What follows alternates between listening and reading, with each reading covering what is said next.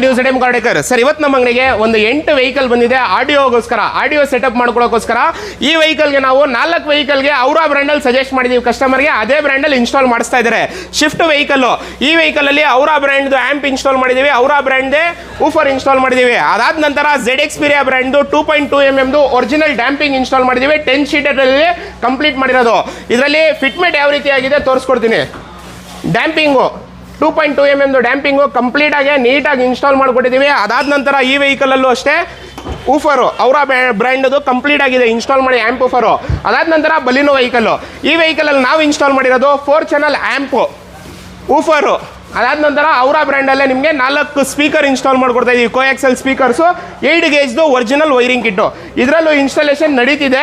ಅದಾದ ನಂತರ ಇಲ್ಲೊಂದು ವೆಹಿಕಲ್ ಐತೆ, ಈ ಬಲಿನೋಗೂ ಅಷ್ಟೇ ನಾವು ಕಸ್ಟಮರ್ಗೆ ಸಜೆಸ್ಟ್ ಮಾಡಿರೋದು ಆ್ಯಂಪ್ ಅವರ ಬ್ರ್ಯಾಂಡಲ್ಲೇ ಊಫರು.